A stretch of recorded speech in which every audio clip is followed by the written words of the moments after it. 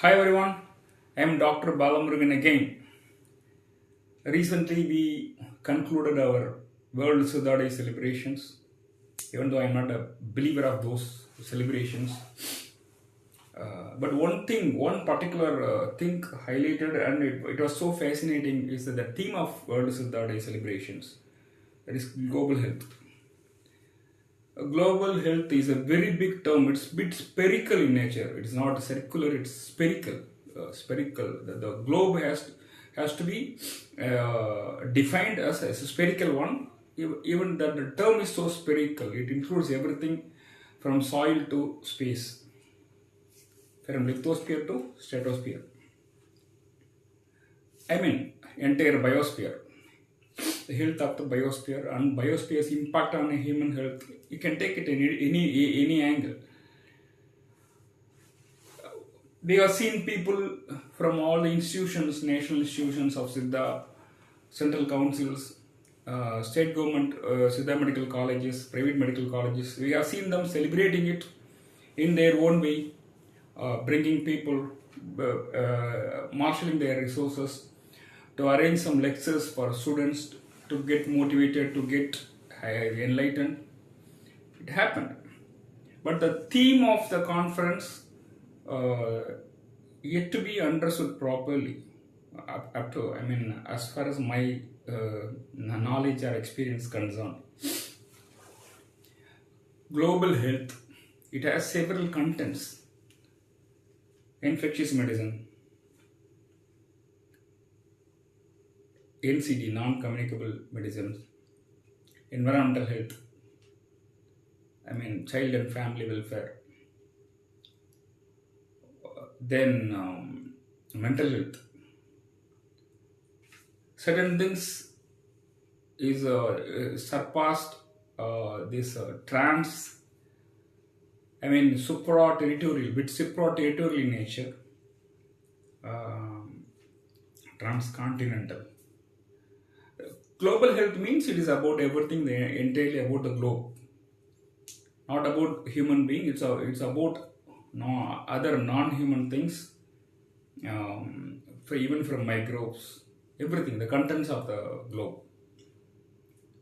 ரொம்ப தெளிவாக சொல்லப்போனால் இந்த அண்ட மருத்துவம் என்பது மனிதர்களை பற்றி மட்டுமல்ல, ஒரு தனி மனிதனை பற்றி மட்டுமல்ல, ஒரு ஒரு ஒரு குடும்பம், அவனை சேர்ந்த ஒரு சமூகம், அப்புறம் ஊர், அப்புறம் தென் உலகம் அப்படின்னு விரிச்சுக்கிட்டே போகலாத. இந்த இந்த குளோபல் ஹெல்த்துங்கிறது இப்படி விரிகிறது கிடையாது, இப்படி விரிகிறது ஆக்சுவலாக.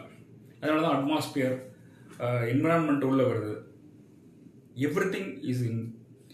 பட் அவ்வளோ பெரிய ஹெவியான டாப்பிக்கை நம்ம ரொம்ப லைட்டாக தொட்டுட்டு போயிட்டோம்னு நினைக்கிறேன்.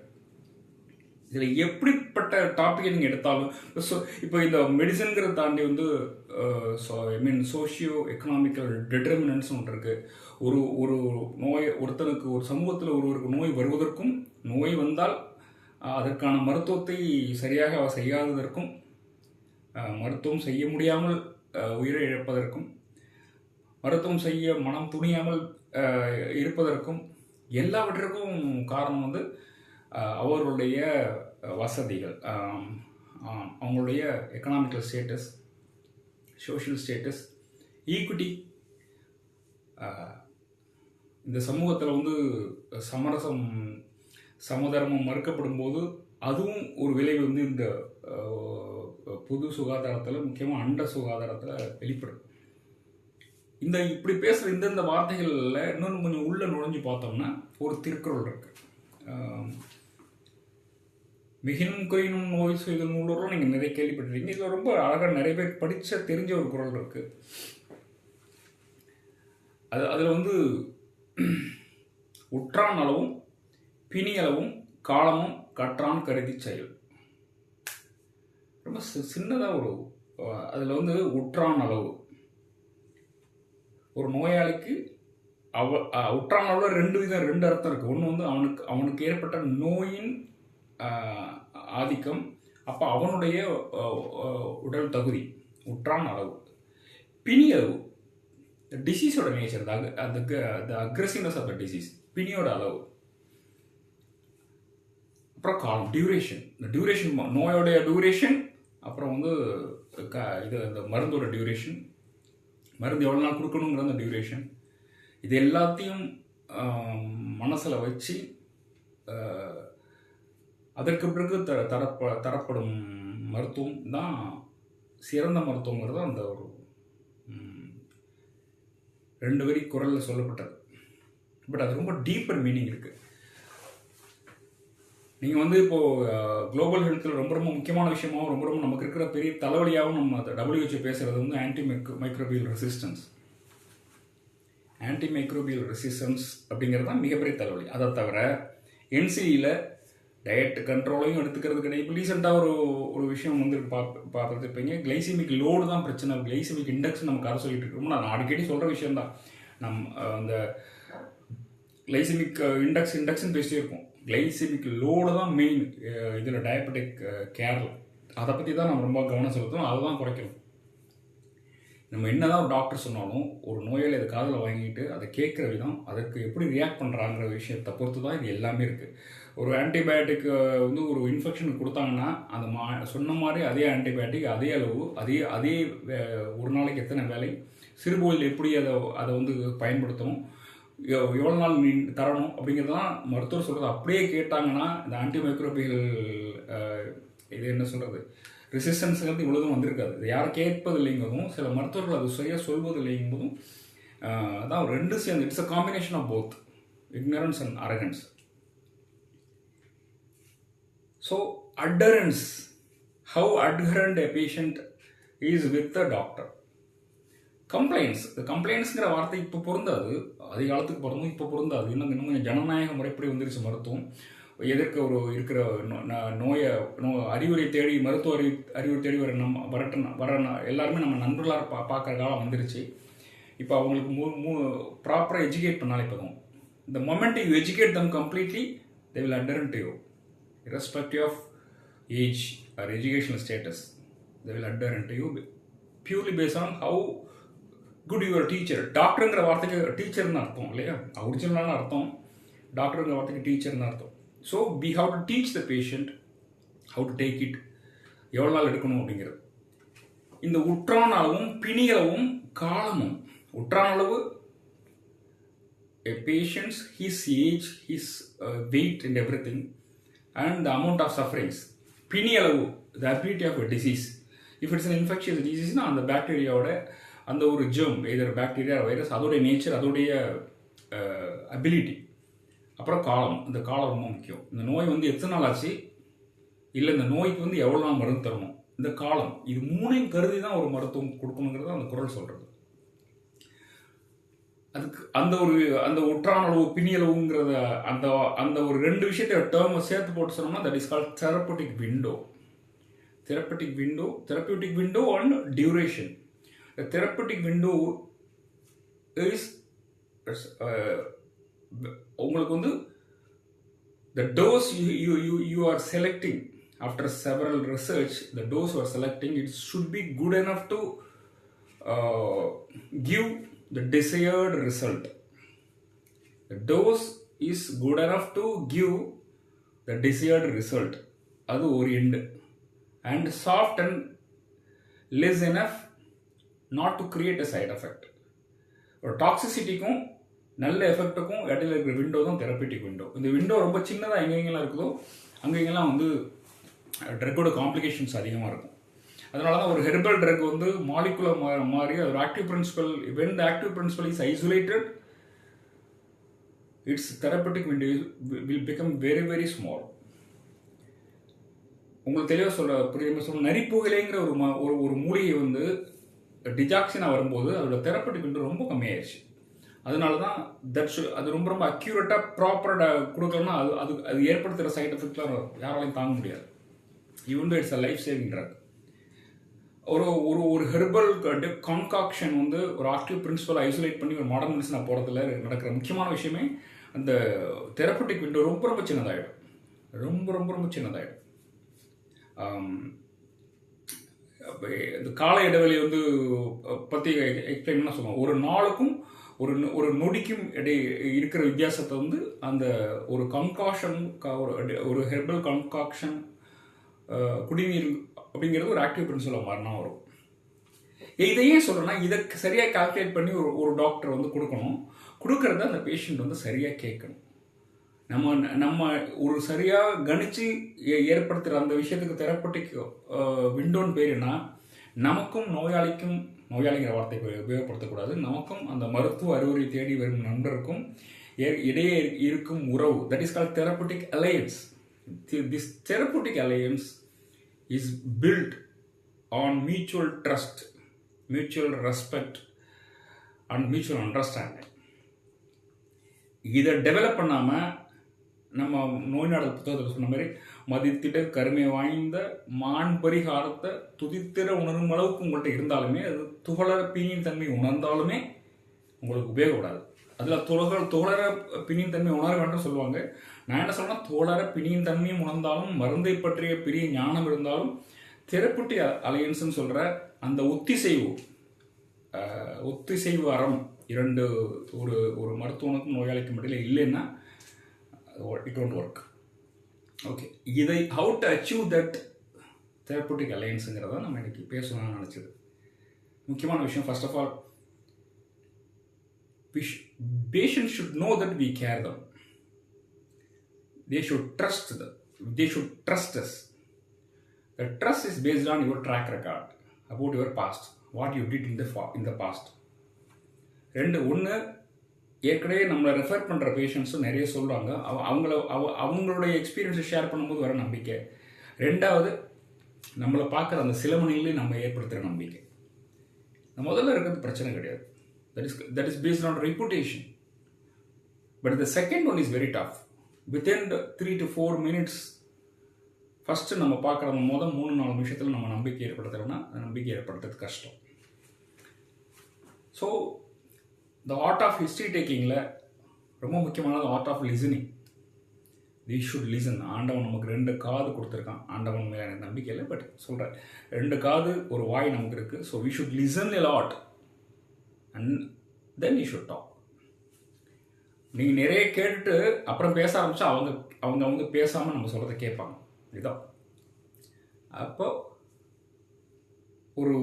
ஒரு குழந்தைகிட்ட ஒரு அம்மா வந்து தாய்மையோட எப்படி வந்து என்ன சொன்னாலும் எப்படியாவது ஒரு விஷயத்த புரிய வைக்கணுங்கிறத போராடிக்கிட்டே இருக்காங்களோ, ஒரு அடம் பிடிக்கிற சொல் பேச்சு கேட்காத குழந்தைகிட்ட அவங்க அம்மா எப்படி தொடர்ந்து போராடிக்கிட்டே இருக்காங்களோ, அதை செஞ்சு அவங்க அந்த குழந்தைக்கு அது நல்லது, ஒரு விஷயம், ஒரு மருந்து கொடுக்குறதோ ஒரு உணவு கொடுக்குறதோ ரொம்ப நல்லதுன்னு முடிவு பண்ணிட்டாங்கன்னா என்னமோ செஞ்சு நிலாவை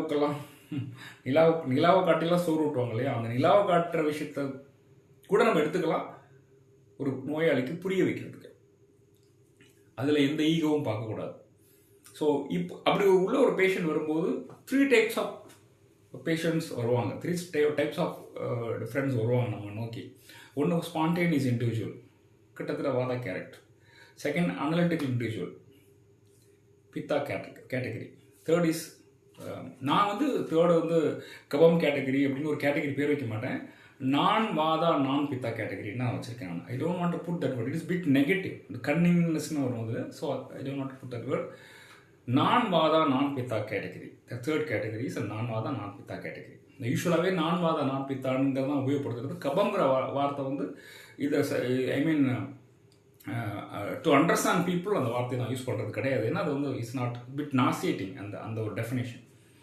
So non-pitta category. So the patient, someone who is not neither spontaneous nor analytical. இவங்களுக்கு தான் இந்த கன்சர்ன் ஃபார்ம்லாம் தேவைப்படும். இந்த நான் பித்தா கேட்டகரிக்கு தான் கன்சர்ன் ஃபார்ம்லாம் நம்ம எழுதணும். நான் இந்த நோய் எனக்கு இருப்பதாகவும், இந்த நோயின் தன்மை இப்படி என்றும், இந்த நோய்க்கு இந்த மருந்து கொடுக்கும்போது மருந்தால் கூட சில பக்க விளைவுகள் ஏற்படலாம் என்றும் மருத்துவர் மூலம் அறிந்தேன் அப்படின்லாம் கம்ப்ளீட்டாக எல்லாத்தையும் எழுதி அவங்கள்ட்ட சைன் வாங்குறதுக்கு பேர் கன்சர்ன் ஃபார்ம் பேர், மியூச்சுவல் கன்சர்ன். அது வந்து இந்த நான் pitta category R non-spontaneous, non-analytical category உள்ள பேஷண்ட்ஸ் இண்டிவிஜுவல்ஸ்க்கு மட்டும் நம்ம அதை வாங்குறதா இருக்கும். என்னுடைய எத்திக்ஸில் நான் கிளினிக்கில் தான் செய்கிறேன், மற்றவங்களுக்கு நான் வாங்குறது கிடையாது. ஜஸ்ட் எங்களுக்கு மியூச்சுவல் ட்ரஸ்ட் அண்ட் ரெஸ்பெக்ட் தான். The spontaneous people used to, they're good actually. They will believe everything. They will believe everything they are coming across. அதே மாதிரி தான் நம்மளும். when they come across நம்ம சொல்கிறது அப்படியே கேட்பாங்க, நம்புவாங்க. பட் அப்படி கேட்டுட்டு போகணும் கொஞ்ச நாளே வேறு யாராவது சொல்கிறது நம்புவாங்க. ஸோ நம்பிட்டு விடவும் செய்வாங்க. ஸோ அதை கரெக்டாக தெரிஞ்சுக்கிட்டு அவங்க தேர் அப்பாவி, அவங்க bit Innocent people, innocence with ignorance இருக்கும். அதை ஹேண்டில் பண்ணுறதுக்கு எக்ஸ்ட்ரீமாக ஒரு கேர் இருக்கணும். அவங்கள ஹேண்டில் பண்ணும்போது ஒரு அம்மா மாதிரி நடந்துக்கணும். Analytical people they used to ask question. They will have some doubt. They always ask some doubts. They will try to analyze you. There you have to be like ஒரு CBI என்கொயரியில் போய் உட்காந்துருக்கிற ஒரு நல்ல ஒரு எந்த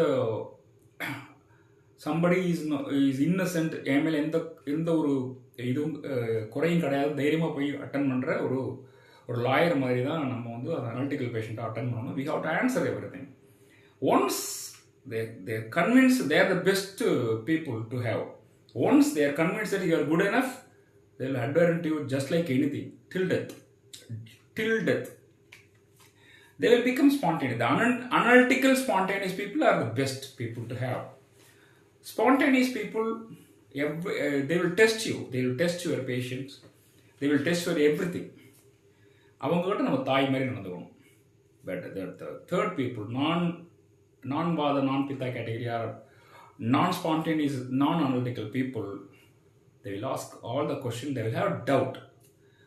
Here they will have a doubt. If it is clear, they will believe you. But the third type of people, even they will have some prejudice. They will suspect you. They will kill you with the questions. All the questions with returned judgment. Very tough to handle.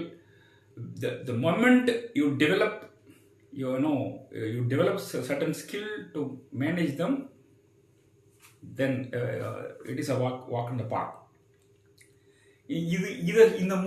இந்த difference பற்றி தெரியாமல் எல்லாரையும் ஒரே மாதிரி பார்த்துட்டு ஒரே மாதிரி மருந்து எழுதி கொடுத்துட்டு செய்கிறது உங்களால் எதுவுமே பண்ண முடியாது, சாதிக்க முடியாது. உதாரணம் சொல்கிறேன், ஒரு L4 L5 disc bulge or L5S1 disc bulge with radiculopathy ரொம்ப simple disease.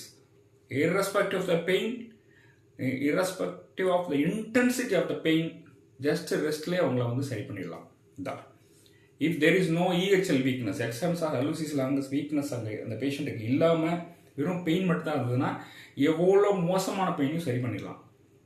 But little bit of pain தான் இருக்குது. ஆனால் நம்னஸ் வித் EHL வீக்னஸ்னால் we should be very careful. உங்களுக்கு எல்லாம் தெரியும். But we diagnose that it is just EHL, there is no EHL weakness, only slightly அவங்களுக்கு வந்து ஒரு டிஸ்க் ரேடிகுலோபதி தான் இருக்குது, பெயின் இன்டென்சிட்டி இருக்குது, ரெஸ்ட் எடுத்தால் சரியாயிடுது, ஏர்லி மார்னிங் தேர் அப்சல்யூட்லி ஆல்ரைட்னு தெரிஞ்சதுன்னா தட்ஸ் அ ட்ரீட்மெண்ட். உங்களுக்கு இந்த வலி எப்போ சரியாகுது, ரெஸ்ட் எடுத்தால் சரியாகுது, ரெஸ்ட் தான் ட்ரீட்மெண்ட். இந்த ரெஸ்ட்டை சொல்கிறது 3 விதமான பீப்புள் சொன்னல. ஃபஸ்ட்டு உள்ளவங்கள்ட்ட take absolute rest. Trust me, take absolute rest. 23 hours and 24 hours for 21 days. Absolute bed rest. ஒரு ஹோல் டேயில் 1 hour தான் உங்களுக்கு 3 வேளை சாப்பிட்றது, குளிக்கிறது எல்லாத்துக்கும் சேர்த்து வந்து 1 hour தான். அதுக்குள்ளேயே பிரித்து பண்ணிக்க வேண்டியதான். Give adequate rest, eliminate gravity அப்படிங்கிறத சொன்னால் அப்படியே கேட்பாங்க. ஆனால் அங்கே போய்ட்டு யாராவது தைலம் தேய்ச்சா சரியான எந்த உட்காந்துருவாங்க, அதான் பிரச்சனை. ஸோ அவங்களுக்கு சொல்கிற மாதிரி சொல்லணும், அவங்கள ஒரு விஜிலண்ட்டாக இருக்கணும் அவங்கக்கிட்ட. பட் செகண்ட் அனலிட்டிக்கல் பீப்புள்கிட்ட ஒரு போதுமா சார்னு கேட்பாங்க. Then you have to educate them. What is spinal cord, what is called disc. Disc is not a plate. Even though it is called is disc, it is not a plate. Herniation means it is not like a simple protrusion. அப்படி கிடையாது. அப்படிங்கிறதும் வெளியில் கையில் தொட்டு பார்க்குற மாதிரி இருக்கிற தட்டு கிடையாது அது அப்படிங்கிறதும். நர்வ் நம்ம கிளியர் கட்டாக எக்ஸ்பிளைன் பண்ணோம்னா அப்புறம் protective spasm வரும். The protective spasm is just like a guarding, just like police people around your home. Even though when they are around your home you won't be comfortable, but they are here to safeguard us அப்படிங்கிறது. அது மாதிரி தான் the protective spasm. This sort of pain has to be respected. You need not be treated. அந்த பெயினை குறைக்கணும் அவசியம் இல்லை. படுத்தா அது ஆட்டோமேட்டிக்காக அந்த protective spasm போயிடுங்கிறத எக்ஸ்பிளைன் பண்ண சொல்லி once புரிஞ்சிருச்சுன்னா they will be so spontaneous. But the third people where we have to do MRI, we have to prove them there is no tuberculosis, we have to prove them there is no tumor. We have to prove them there is no secondaries in spinal cord. If not, they will see you, they will suspect everything. அது just ஒரு 100 பேர் பார்த்தா ஒரு 5-6 பேர் தான் அப்படி இருப்பாங்க. But they only will spoil your reputation. We should be very careful with them. Having said that, அவங்களையும் சரியாக ட்ரீட் பண்ணி புரிய வச்சு சரியாக ட்ரீட் பண்ணி சக்ஸஸ் ஆகணும். அதுக்காக அவங்கள வந்து அப்படி போக விட்டுறவோ இல்லை வந்து அவங்கள வந்து you shouldn't wash your hands. But இப்படி கேர்ஃபுல்லாக இவங்கள்ட்ட இருக்க வேண்டிய அவசியம் இல்லை. ஏன்னா இவங்கள்ட்ட கேர்ஃபுல்லாக இருக்கும்போது நம்ம செய்கிற ஒவ்வொரு விஷயமும் அவங்களுக்கு செலவு ஆகும். அது எல்லாத்தையும் செஞ்சுட்டு இருக்க முடியாது நம்ம. ஸோ இந்த therapeutic alliance is very very important for adherence. அடரன்ஸ்க்கு பார்த்தங்கிறது இன்ஃபெக்ஷஸ் மெடிசன் ஃபீல்டில் இதில் பப்ளிக் ஹெல்த்தில் ரொம்ப ரொம்ப முக்கியம். பப்ளிக் ஹெல்த்தில் அந்த அடரன்ஸ்ங்கிற வார்த்தை நம்ம கம்ப்ளைண்ட்ஸ்னு சொல்லுவோம். கவர்மெண்ட் அப்படின்னா நான் கம்ப்ளைண்ட்ஸ். ஒரு வேக்சினேஷன் போட சொன்னால் அதை சரியாக செய்யலை, உங்களுக்கு வந்து லாக்டவுன் போடும்போது அதை ஃபாலோ பண்ணலை, குவாரண்டைன் ஃபாலோ பண்ணலை, தட் இஸ் நான் complaint. That has to be properly dealt legally. But when it comes to adherence, simple advice, smile is enough. அது கொஞ்சம் நல்லா அக்கறை காட்டினா போதும், அது சரியாயிடும். இது ரெண்டும் இருந்தால் தான் antimicrobial resistance, NCDs, infectious disease, acute infections, mental health, women and children health, இது எல்லாமே இந்த ஒத்திசைவு அறம்னு நான் வச்சிருக்க வார்த்தை. அது therapeutic alliance, patient doctors rapport, mutual respect, understanding, இது எல்லாத்துக்கும் சேர்த்த வார்த்தை ஒத்திசைவு.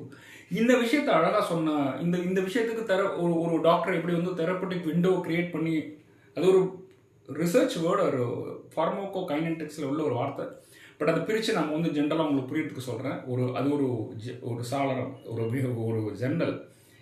It should be good enough to give desired result and low enough not to cause any side effect. இதுதான் தெரப்பட்டிக் விண்டோ. இதை தெரிஞ்சிருக்கணும், இதோட டியூரேஷன் எவ்வளோன்னு தெரிஞ்சிருக்கணும்.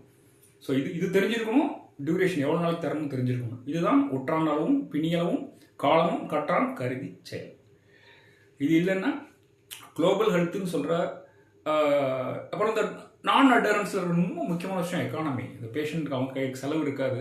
அப்புறம் அவங்க செல்ஃப் ரெஸ்பெக்ட் என்னால் செலவு பண்ண முடியாதுன்னு அவங்களால சொல்ல முடியாது. அது புரிஞ்சுக்கணும், கண்ணை பார்த்து புரிஞ்சுக்கணும், அதுக்கு என்னென்னமோ அதை செஞ்சு கொடுக்கணும். எல்லாத்துக்குமே நம்ம செய்கிற ஒவ்வொரு வேலைக்கும் நமக்கு இன்கம் கிடைக்கும்னு நினச்சா you cannot be a good practitioner. I repeat again, நம்ம செய்கிற எல்லா வேலைக்கும் நமக்கு இன்கம் கிடைக்கும்னு நினச்சிங்கன்னா you cannot be a good practitioner in future. Dam sure, நான் எழுதி தரேன். அப்புறம் யூ ஷுட் ட்ரஸ்ட். நீங்கள் வந்து பேஷண்ட் உங்களை ட்ரஸ்ட் பண்ணணும்னு ஆசைப்பட்டால் you should trust your patient. You should give some space. ஒரு ஸ்பேஸ் கிரியேட் பண்ணி கொடுக்கணும் அவங்களா இருக்கிறதுக்கு. இதுதான் ரொம்ப ரொம்ப முக்கியமான point. Then you make do good in diagnosis, you make do good in preparing medicine, anything else. But இந்த ஒரு பர்டிகுலர் ஆர்ட் இல்லைன்னா, இந்த ஸ்கில் செட் இல்லைன்னா ப்ராக்டிஸ் பண்ணுறது ரொம்ப ரொம்ப கஷ்டம். ஸோ இது ஒரு இனிஷியல் பாயிண்ட்டு. இது நெக்ஸ்ட் டைம் என்ன பண்ண போகிறோம்னா, இன்னைக்கு நம்ம பேசின விஷயங்களே ஒரு கேஸ் ஸ்டடி வச்சுக்கிட்டு, ஒரு சின்ன கேஸ் ஸ்டடி ஜெனட்டிக் மெடிசனில் எப்படி ஒரு த்ரூ நாடி when you predict certain disease, ஆனால் அந்த பர்டிகுலர் டைம் அந்த பேஷண்ட்டுக்கு ஒன்றுமே இல்லைங்கும் போது அவங்களுக்கு வந்து